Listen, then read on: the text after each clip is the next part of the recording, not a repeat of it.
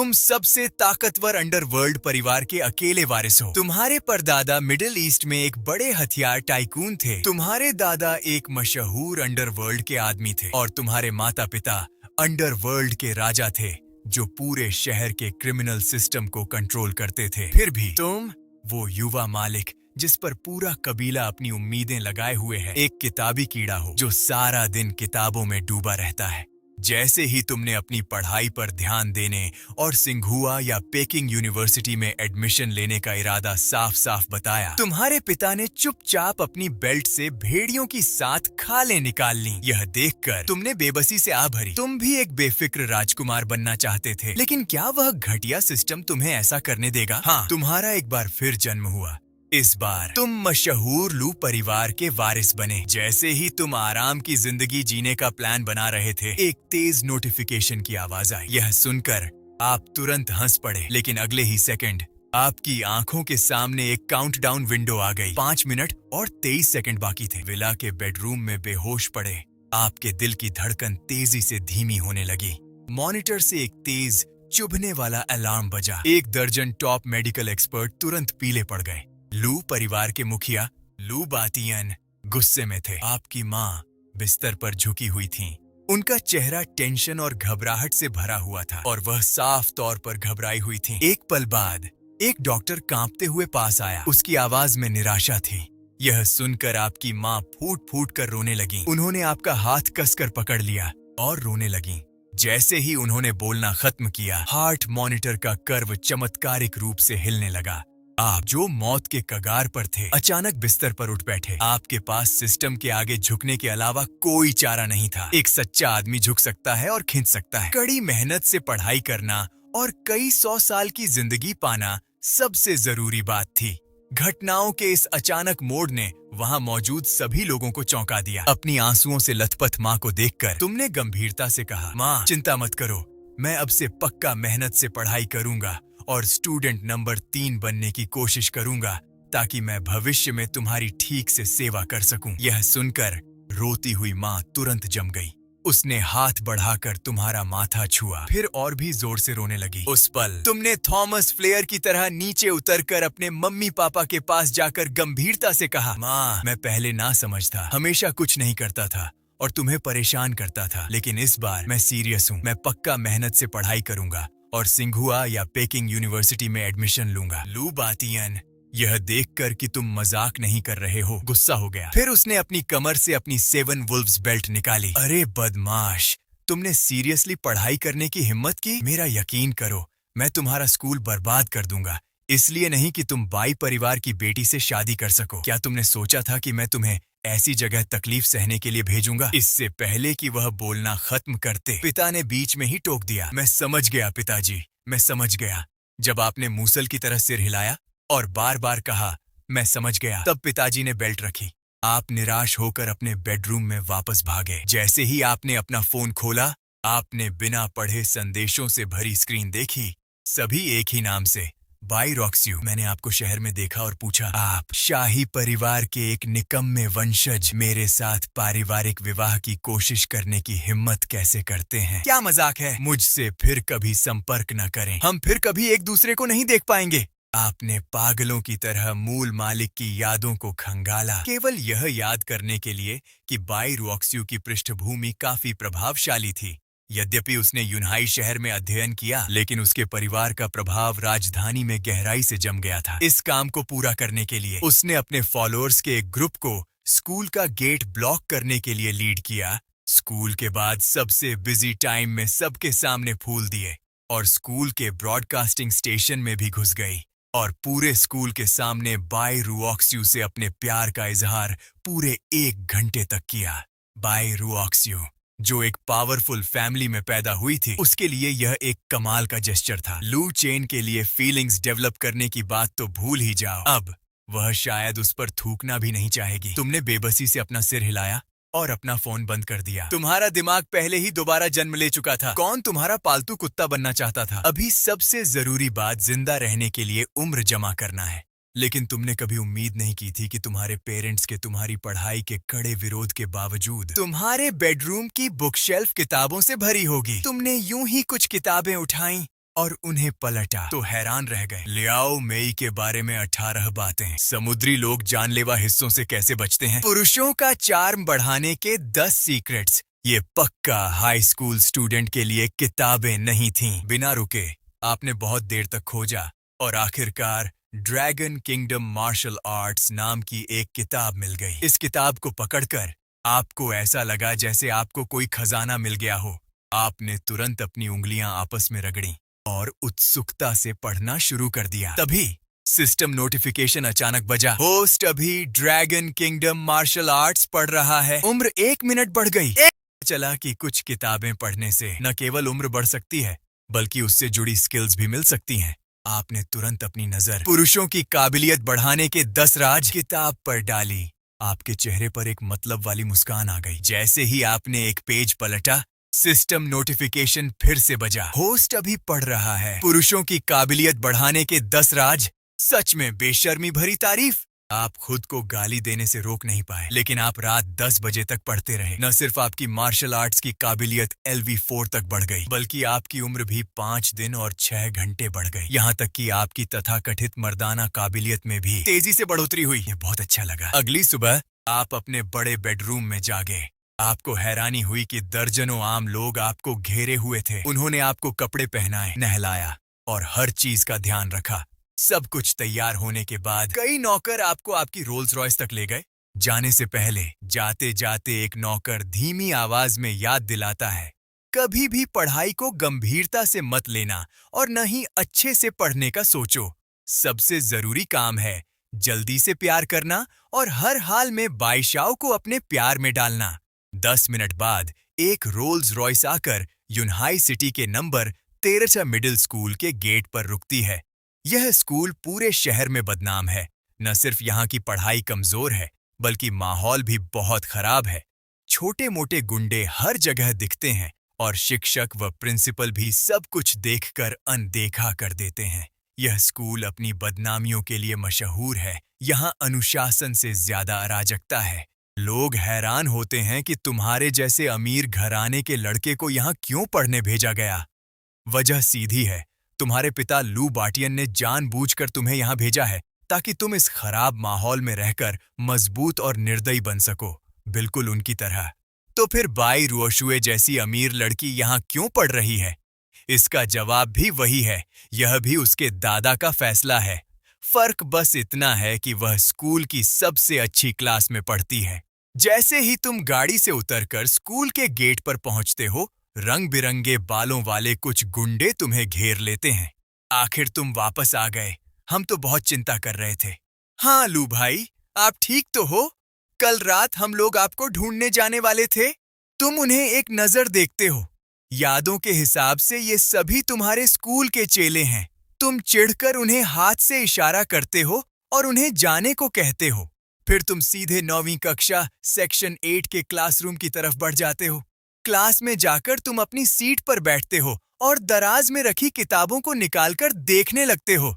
देखकर हैरानी होती है, एक भी किताब खुली नहीं है, सभी बिल्कुल नई जैसी हैं। तभी तुम सिर उठाकर दरवाजे की तरफ देखते हो।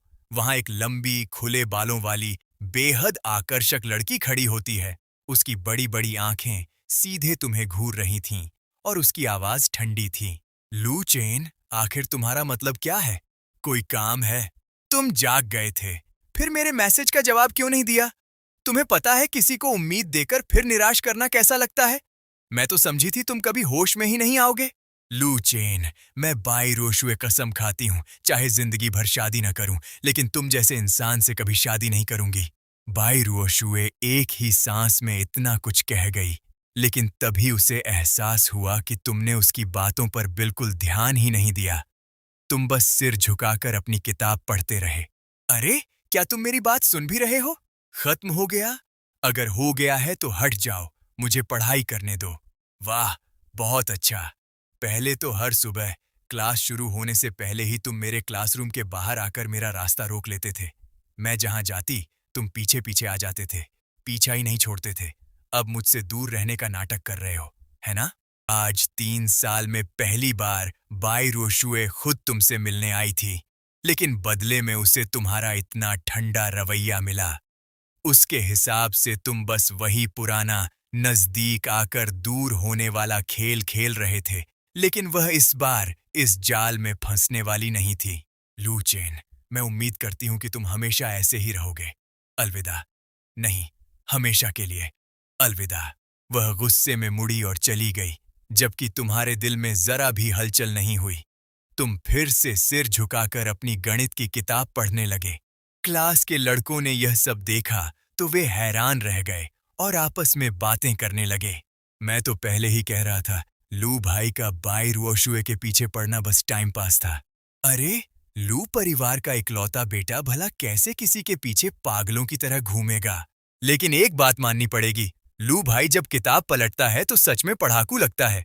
अरे, उसकी एक्टिंग तो उन फिल्मी हीरो से भी बेहतर है। बाई रुओशुए सीढ़ियों की तरफ बढ़ गई और यूं ही पीछे मुड़कर देखा तो पाया कि उसका पीछा करने का कोई इरादा नहीं था। उसके मन में एक सवाल उठा, क्या वह उसे पाने की कोशिश नहीं कर रहा था, बल्कि सच में उससे दूरी बनाने की कोशिश कर रहा था? बाई रुओक्स्यू ने अपनी मुट्ठियां भींच लीं और मन ही मन सोचा, यह अच्छा है, इस बेवकूफ की परेशानी के बिना मैं आखिरकार शांति से पढ़ाई कर सकती हूँ। यह सोचकर वह बिना पीछे देखे सीढ़ियों से नीचे गायब हो गई। बाई रुओक्स्यू के जाने के थोड़ी देर बाद एक महिला टीचर मैथ की टेक्स्ट बुक लेकर अंदर आई। उसका फिगर बहुत बड़ा था और उसकी सुंदरता का कोई मुकाबला नहीं था। महिला टीचर ने तुरंत अपने आसपास के मेल स्टूडेंट्स और टीचर्स को घूरने पर मजबूर कर दिया। उसकी आवाज साफ और सुरीली थी। तेज नजरों के बीच वह बाहर निकली। हेलो स्टूडेंट्स, मैं आपकी नई होमरूम टीचर लिन यू हूँ। वाह, बहुत बढ़िया, सच में बहुत बढ़िया। कॉलेज एंट्रेंस एग्जाम में सिर्फ 3 महीने बचे हैं। अब से मैं तुम सबके साथ रहूंगी। नीचे से तालियां सुनकर लिन यू के चेहरे पर कोई भाव नहीं था। उसकी नजर क्लास में अकेले स्टूडेंट पर टिकी थी जो ध्यान से पढ़ रहा था। गलत मत समझना, वह तुम्हारे पढ़ने वाले रूप से प्रभावित नहीं हुई थी। वह एक पवित्र और मुश्किल मिशन के साथ आई थी। लिन यू नेशनल पुलिस यूनिवर्सिटी में डॉक्टरेट की स्टूडेंट थी। ग्रेजुएशन के बाद वह सीधे बीजिंग पुलिस हेडक्वार्टर में चली गई। उसका पहला मिशन लू ग्रुप को पूरी तरह से खत्म करना था, जो एक 100 साल पुराना अंडरवर्ल्ड परिवार था। लू ग्रुप की जड़ें बहुत गहरी थीं। उसका असर पूरी सरकार और देश में फैला हुआ था। अंडरवर्ल्ड से होने के बावजूद उन्होंने अपने अतीत को पूरी तरह से छिपा लिया था। ओन ऑर्गेनाइजेशन ने पूरे 1 साल तक चुपके से जांच की, लेकिन कोई पक्का सबूत नहीं मिला। कोई और रास्ता न होने पर उन्हें एक और हमला करना पड़ा।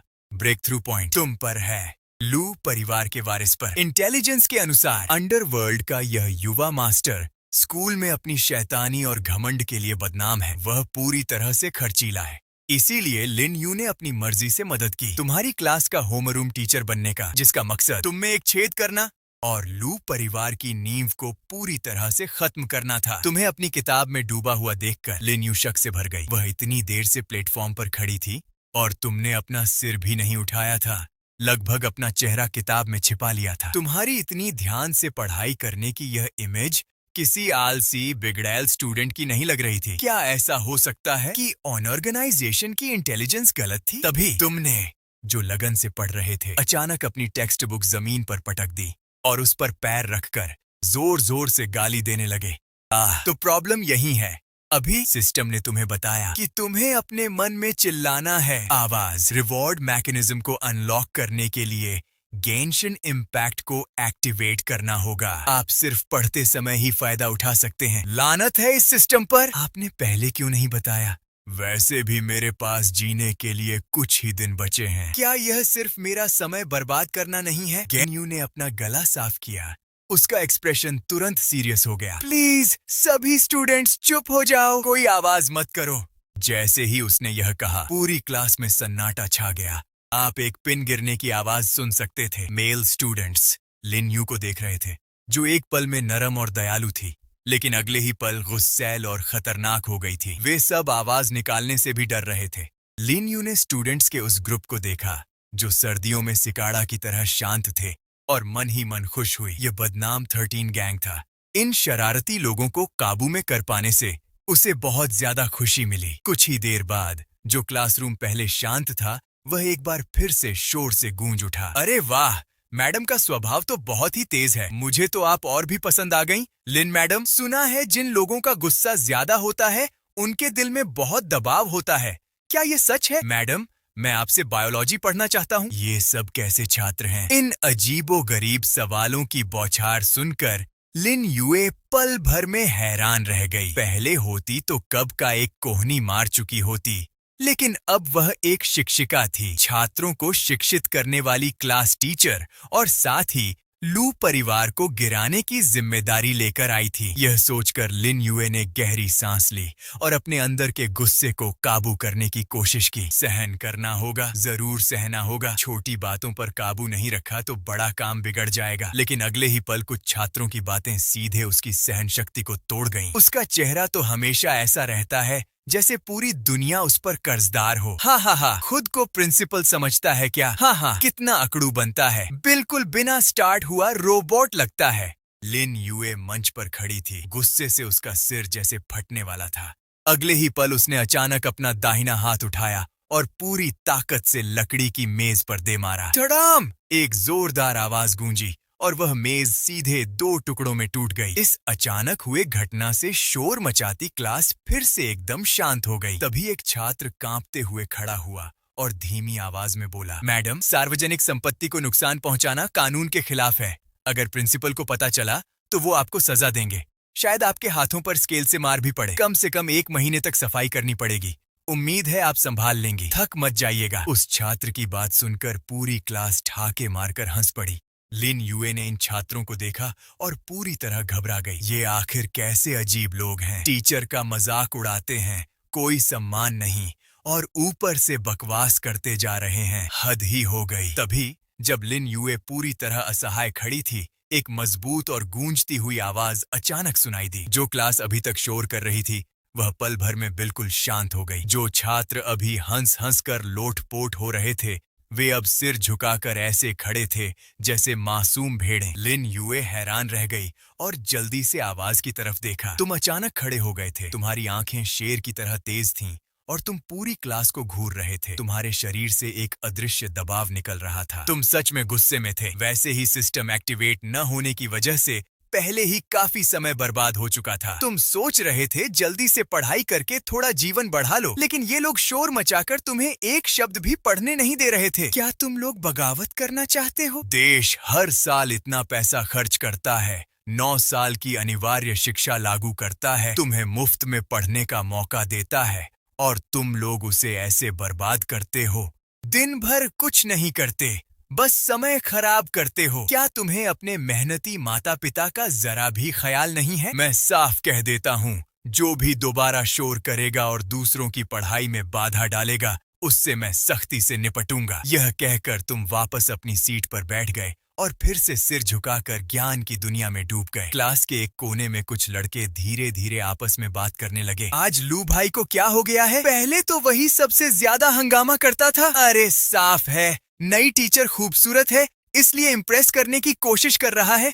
शायद टीचर को पटाने का प्लान है। चुप रहो, बेकार मत बोलो। अगर लू भाई ने सुन लिया तो हमारी खैर नहीं। मंच पर खड़ी लिन युए तुम्हारी अभी की बातों को याद कर रही थी और पूरी तरह स्तब्ध थी। कमाल की बातें कहीं। ये कैसी सोच है? पूरे देश में शायद ही कोई ऐसा होगा जो इतना राष्ट्र के बारे में सोचता हो। क्या ये वही लू परिवार का इकलौता बेटा और भविष्य का वारिस नहीं है? क्या मेरा मिशन लीक हो गया है? जो कुछ तुमने अभी कहा, क्या वो सब सिर्फ मेरे सामने अभिनय था? ऐसा भी हो सकता है। लू परिवार 100 साल पुराना शक्तिशाली परिवार है। उनकी जड़ें बहुत गहरी हैं। अगर पुलिस विभाग तक उनकी पहुंच हो तो भी कोई बड़ी बात नहीं। तुम्हारी बातों का असर इतना हुआ कि क्लास के सारे छात्र तुरंत शांत और अनुशासित हो गए। अब कोई भी शरारत करने की हिम्मत नहीं कर रहा था। तभी अचानक तुम्हारे दिमाग में सिस्टम की आवाज गूंजी। होस्ट ने सफलतापूर्वक सकारात्मक ऊर्जा का प्रसार किया है। कुल 50 लोगों को प्रभावित किया गया।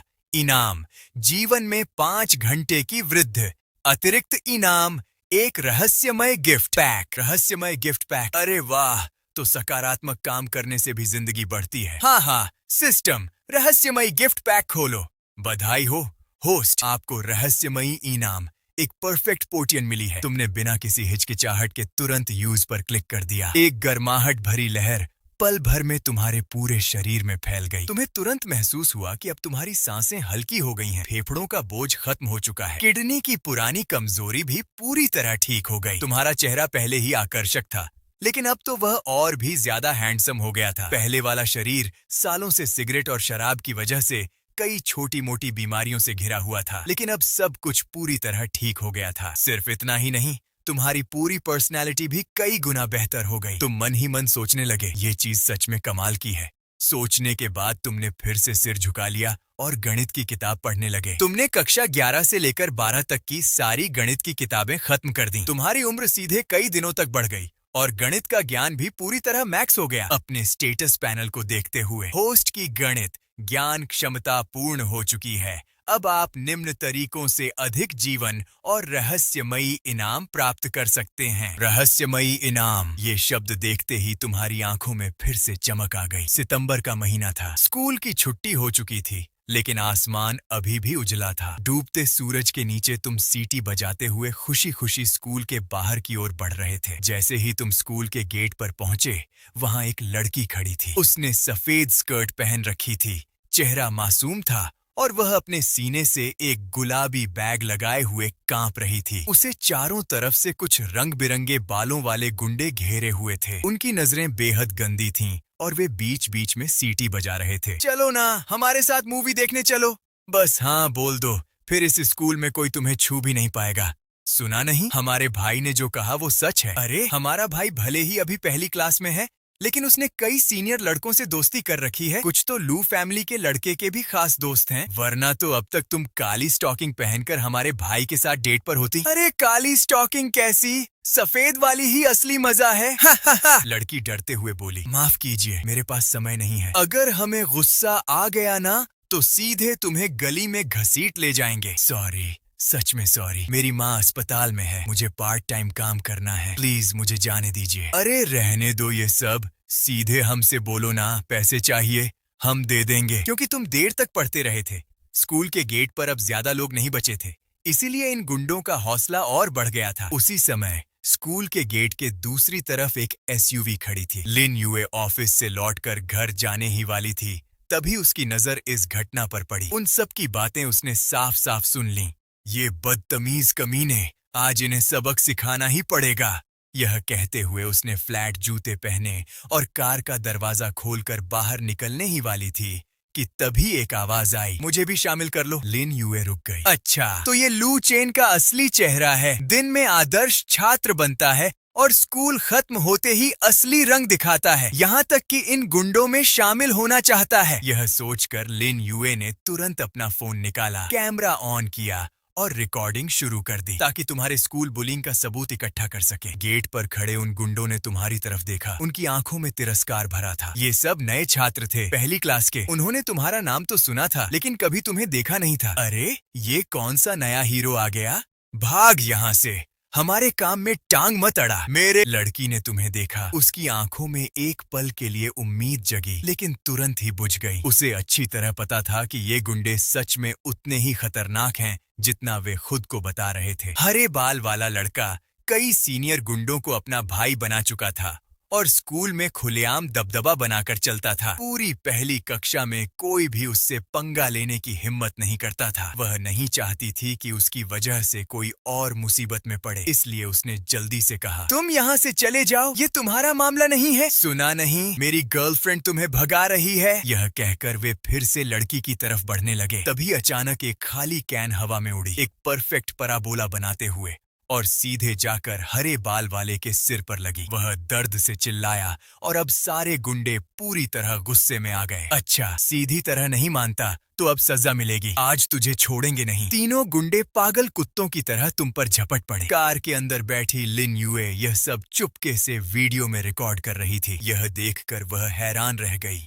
ये क्या, लू चेन तो इनके साथ शामिल होने वाला था ना, फिर ये उनसे लड़ क्यों रहा है? वह दुविधा में पड़ गई। मेरे छात्र को पीटा जा रहा है, क्या मुझे रोकना चाहिए? लेकिन जैसे ही उसने दोबारा ऊपर देखा, वह दंग रह गई। तीनों गुंडे पहले ही जमीन पर पड़े थे, दर्द से कराहते हुए, जैसे सुअर की तरह चिल्ला रहे हों। ब्लैक बेयर भाई को फोन करो, लोगों को बुलाओ। तुम लड़की के पास गए, शाम हो रही है, मैं तुम्हें घर छोड़ देता हूँ। Thank you. कोई बात नहीं, छोटी सी बात है, तुम दोनों मुड़कर जाने ही वाले थे कि जमीन पर पड़े तीनों गुंडे फिर से उठकर सामने आ खड़े हुए। रुको, कहीं नहीं जाओगे। अगर आज तुम चले गए तो मैं इस लड़की की अपाहिज माँ को कुएं में फेंक दूंगा। यह सुनते ही तुम रुक गए। तुम्हारी आंखों में तिरस्कार साफ झलक रहा था। जा, जिसे बुलाना है बुला ले। कार में बैठी लिन युए यह देखकर दिलचस्पी लेने लगी। अच्छा, लू परिवार का वारिस है तो थोड़ा जिगर भी है। फिर भी उसने चुपके से पुलिस को फोन कर दिया। अगर सामने वाले 10-20 लोग ले आए तो लू चेन बुरी तरह पिट जाएगा। लड़की ने तुम्हें रुकते देखा, उसके चेहरे पर चिंता आ गई, लेकिन फिर उसने जैसे कोई फैसला कर लिया। वह भी तुम्हारे साथ खड़ी हो गई। उसकी आंखों में अब डर की जगह हिम्मत थी। मेरे सामने हीरो बनने की कोशिश कर रहे हो, थोड़ी देर में तुम्हें इसकी कीमत चुकानी पड़ेगी। कुछ ही देर में आसमान पर काले बादल छा गए। स्कूल के पश्चिम की तरफ से लोगों की एक बड़ी भीड़ आने लगी, काली छाया की तरह गिनती से बाहर। कार में बैठी लिन युए ने अंदाजा लगाया, कम से कम 100 लोग तो हैं। अच्छा हुआ मैंने पुलिस को बुला लिया, मेरा भाई आ गया, अब तुम गए काम से। हरे बाल वाला खुशी से चिल्लाया और अपने साथियों के साथ दौड़कर उनका स्वागत करने लगा। ब्लैक बेयर भाई, आप आ गए, उसी लड़के ने हमें मारा है। आगे खड़ा ब्लैक बेयर लगभग 6 फीट लंबा, काली त्वचा वाला और भारी शरीर का था, बिल्कुल अपने नाम जैसा। चलो दिखाओ कौन है वो। कुछ ही पलों में 100 से ज्यादा लोगों ने तुम्हें चारों तरफ से घेर लिया। ब्लैक बेयर ने सिगरेट जलाई, आंखें सिकोड़कर तुम्हारी पीठ को घूरते हुए बोला, लड़के, हिम्मत तो है तुझमें, लेकिन जितना वह देखता गया उतना ही उसे अजीब लगा। ये कपड़े, ये चाल, ये पीठ, कहीं ये वही तो नहीं। हरे बाल वाला चिल्लाया, अरे मेरा भाई तुमसे बात कर रहा है, बहरे हो क्या? तुम धीरे धीरे मुड़े। जैसे ही ब्लैक बेयर ने तुम्हारा चेहरा देखा, उसका चेहरा सफेद पड़ गया। वह वहीं जड़ हो गया। उसका मुंह इतना खुल गया जैसे उसमें अंडा आ जाए। कुछ पल बाद वह हकलाते हुए बोला, लू भाई। तुम्हें सामने देखकर उसका दिमाग सुन्न हो गया। उसके पैर कांपने लगे, ठंडा पसीना उसकी पीठ से बहने लगा। उसका मन कर रहा था कि उसी हरे बाल वाले को वहीं खत्म कर दे। क्या तुम अंधे हो? पूरे स्कूल में इतने लोग हैं और तुम्हें किसी से भी पंगा लेना था तो इसी शख्स से मरना है क्या? ब्लैक बेयर के दिमाग में यही चल रहा था। लू चेन का सिर्फ परिवार ही काफी था, उंगली हिलाते ही सबको खत्म कर सकता था, और ऊपर से वह खुद भी लू चेन का आदमी था। अरे लू भाई, अरे लू भाई, अरे ये तो आप हैं। सब गलतफहमी है, बहुत बड़ी गलतफहमी है। ब्लैक बेयर कांपते हुए एक सिगरेट निकालकर तुम्हारे सामने बेहद आदर से बढ़ाने लगा। उसकी नजरें तुम्हारे चेहरे पर जमी थीं। उसे डर था कि तुम जरा सा भी नाराज हुए तो उसकी जान जा सकती है। उसके पीछे खड़े ज्यादातर लोग सीनियर क्लास के थे, सब तुम्हें पहचानते थे। तुम्हें देखते ही सभी एक साथ चिल्लाए, लू भाई नमस्ते, लू भाई नमस्ते। यह देखकर हरे बाल वाला और उसके 2 साथी पूरी तरह सुन्न रह गए। अब उन्हें समझ आ गया था कि तुम कौन हो। जो इंसान ब्लैक बेयर को इतना झुका सकता है और जिसका सरनेम लू है, वह और कोई नहीं, लू परिवार का वारिस ही हो सकता है। लू भाई। हरे बाल वाला पसीने में डूबा हुआ हकलाने लगा। अचानक ब्लैक बेयर ने आगे बढ़कर उसे जोरदार थप्पड़ मार दिया। लू भाई से भी पंगा ले लिया? मरना है क्या? मरना है तो अकेले मर, हमें क्यों साथ घसीट रहा है? थप्पड़ पड़ते ही हरे बाल वाला होश में आया। वह और उसके दोनों साथी तुरंत घुटनों के बल गिर पड़े और जोर जोर से माफी मांगने लगे। भाई, हमसे गलती हो गई, हमें पहचान नहीं थी, आप बड़े दिल वाले हैं, हमें माफ कर दीजिए। अगर पता होता तो 100 बार सोचते। उनकी सारी अकड़ गायब हो चुकी थी, अब सिर्फ डर और विनती बची थी। ब्लैक बेयर और उसके लोग किनारे खड़े थे। कोई भी उनके लिए सिफारिश करने की हिम्मत नहीं कर रहा था, क्योंकि सब जानते थे गलत आदमी से पंगा लिया है। पास खड़ी लड़की यह सब देखकर पूरी तरह हैरान थी। क्या ये वही बिगड़ैल अमीर लड़का लू चेन है? लेकिन ये तो बिल्कुल वैसा नहीं लग रहा। तभी तुमने आखिरकार बोलना शुरू किया। तुम्हारी आवाज बर्फ जैसी ठंडी थी। दिन दहाड़े एक लड़की को परेशान करते हो और ऊपर से उसके परिवार को धमकी देते हो। क्या तुम्हारे माँ बाप ने तुम्हें यही सिखाया है? आज के बाद मैं तुम तीनों को इस शहर में नहीं देखना चाहता। ट्रांसफर लेकर यहाँ से दफा हो जाओ। सुना नहीं? लू भाई कह रहे हैं, भागो यहाँ से।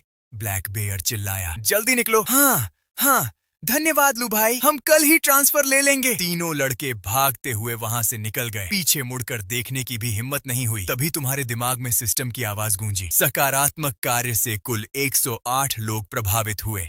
इनाम, जीवन में 10 घंटे की वृद्धि। तुम अंदर ही अंदर खुश हुए। गिफ्ट पैक तो नहीं मिला, लेकिन 10 घंटे भी कम नहीं है।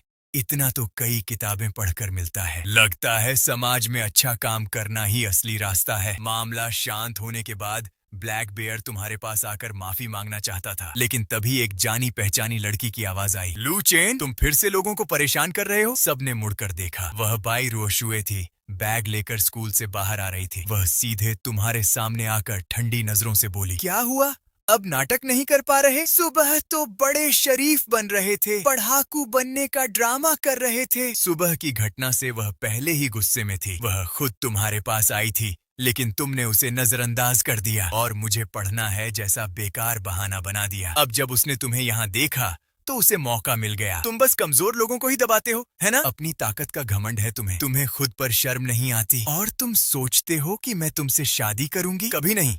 हमारे बीच कुछ भी संभव नहीं है। उसकी आवाज गूंज रही थी और उसके दिल का गुस्सा आखिर बाहर आ गया। यह देखकर ब्लैक बेयर तुरंत आगे बढ़ा और समझाने लगा, जो भाभी, आप गलत मत समझिए, लू भाई ने कुछ नहीं किया, चुप रहो।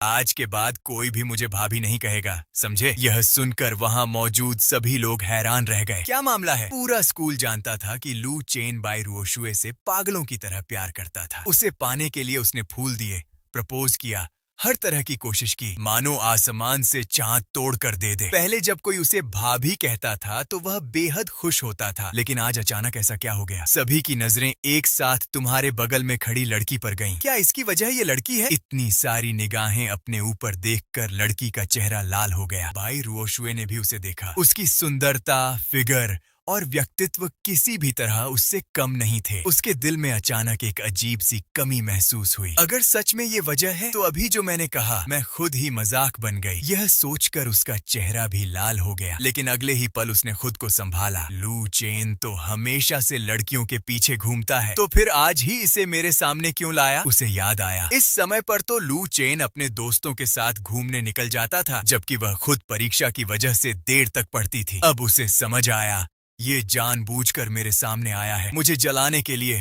वही पुराना खेल, पास आकर दूर होना। यह सोचकर उसने ठंडी हंसी के साथ कहा, लू चेन, ये सब ड्रामा करके तुम मुझे प्रभावित नहीं कर सकते, बस और ज्यादा बचकाने लगते हो। आगे से मुझे परेशान मत करना, हम दोबारा कभी नहीं मिलेंगे। यह कहकर वह बिना पीछे देखे चली गई। सभी लोग चुप हो गए। इतनी कड़वी बातें पहले कभी बाई रुओशुए ने भी ऐसा नहीं कहा था। लू भाई, ब्लैक बेयर तुम्हें देखकर कुछ कहने ही वाला था, लेकिन उसने देखा तुम्हारे चेहरे पर जरा भी दुख नहीं था। तुमने उल्टा उसकी जाती हुई दिशा में देखकर कहा, पागल है। उसके जाने के बाद तुम्हारे पास खड़ी लड़की ने झिझकते हुए कहा, थैंक यू, आज आपने मेरी मदद की। मेरा नाम ली जिंगिया है, मैं आपका एहसान जरूर चुकाऊंगी। कोई बात नहीं, मैं अच्छे काम करके नाम नहीं कमाता। ब्लैक बेयर झुककर बोला, लू भाई, आज की गलती मेरी है, मैंने गलत लोगों को अपने साथ रखा। आप जो सजा दें मुझे मंजूर है। तुमने उसे देखा, फिर उसके पीछे खड़े लोगों पर नजर डाली और गला साफ करके जोर से कहा, तुम सब जवान हो, कल अपने परिवार की जिम्मेदारी उठाओगे। मैं तुमसे ज्यादा कुछ नहीं चाहता, बस इतना कि कमजोरों पर अत्याचार मत करो। हर इंसान से गलती होती है, लेकिन कम से कम इंसानियत और न्याय की भावना रखो। तुम्हारी बात सुनकर सब चौंक गए। आज लू भाई को क्या हो गया? पहले तो वही सबसे ज्यादा शरारत करता था, अब हमें ही सिखा रहा है कि अच्छा इंसान बनो। कोई कुछ नहीं बोला, लेकिन सबके मन में यही चल रहा था। ब्लैक बेयर मुड़ा और जोर से बोला, सुना सबने, आज से सब इंसान बनकर रहेंगे। हाँ, 100 से ज्यादा लोगों की आवाज गूंजी, न्याय न्याय। धीरे धीरे नारा थोड़ा अजीब होने लगा। तभी एक बूढ़ी दादी वहां से गुजरी। उन्होंने सबको देखा और सिर हिलाकर बोली, अरे ये कैसी बीमारी पकड़ ली, ये तो बुजुर्गों को होती है। सभी चुप हो गए। तभी दूर से पुलिस सायरन की आवाज आई। गुंडे बिल्कुल नहीं घबराए, लू भाई साथ हैं, डर किस बात का? लेकिन माहौल खराब ना हो, इसीलिए तुमने हाथ उठाकर सबको जाने का इशारा किया। कुछ ही देर में वहाँ सिर्फ तुम और ली जिंगिया रह गए। 2 पुलिस की गाड़ियां आकर रुकी। पुलिस वाले नीचे उतरे। जैसे ही उन्होंने तुम्हें देखा, टीम लीडर ने इशारा किया और सबने अपने कैमरे बंद कर दिए। अरे छोटे चेन, फिर कुछ कर दिया क्या? वह हंसते हुए तुम्हारे पास आया और तुम उसे पहचानते थे। पहले वह एक साधारण पुलिसकर्मी था, लेकिन अपने बॉस के भ्रष्टाचार के खिलाफ आवाज उठाने पर उसे सजा मिली, जेल तक जाना पड़ा। आखिर में तुम्हारे पिता लू बाटियान ने उसकी मदद की, उसे न्याय दिलाया और ऊंचे पद तक पहुंचाया। नहीं, कुछ नहीं हुआ। पता नहीं किसने पुलिस बुला ली। तभी लिन युए आगे आई और बोली, मैं इसकी क्लास टीचर हूँ। मैंने देखा कि इसे घेर लिया गया था, इसलिए पुलिस को बुलाया। पुलिस वाले मुस्कुरा दिए। लू चेन को कोई घेर ले, ये बात कोई मानेगा? ठीक है, अगर सब ठीक है तो हम चलते हैं। टीम लीडर ने तुम्हारे कंधे पर हाथ रखकर कहा, जल्दी घर जाना। जी। पुलिस के जाने के बाद वहाँ सिर्फ तुम, लिन यूए और ली जिंगिया बचे। लिन यूए ने कार की चाबी घुमाते हुए कहा, चलो मैं तुम्हें छोड़ देती हूँ। तुमने उसकी तरफ देखा, खूबसूरत क्लास टीचर, और सोचा बुरा आइडिया नहीं है। आखिर तुम तीनों उसकी कार में बैठ गए। गाइस, एक बात क्लियर बोल देता हूँ, इस स्टोरी का नेक्स्ट पार्ट नहीं आएगा। सच बोलूं तो लास्ट वीडियो पे इतना अच्छा रिस्पांस नहीं मिला और उसका थोड़ा इफेक्ट मुझ पे भी पड़ा। मैं ऑनेस्टली थोड़ा डाउन फील करने लगा था, थोड़ा डिप्रेशन जैसा हो गया था। बट अब मैं धीरे धीरे ठीक हो रहा हूँ। बस तुम सबसे एक छोटी सी रिक्वेस्ट है, कमेंट जरूर करो, कुछ भी लिखो, अपनी फीलिंग शेयर करो, ताकि मेरा मूड थोड़ा और बेटर हो जाए। और हाँ, थोड़ा रोस्ट भी सुन लो। लाइक और कमेंट करने में इतनी कंजूसी क्यों करते हो? वीडियो देखने में फुल स्पीड पर सपोर्ट देने में बफरिंग चलती रहती है। अगर इतना ही साइलेंट रहना है तो गोस्ट सब्सक्राइबर का बैज भी ले लो। चलो अब सुधर जाओ, वरना नेक्स्ट बार मैं भी इग्नोर मोड ऑन कर दूंगा।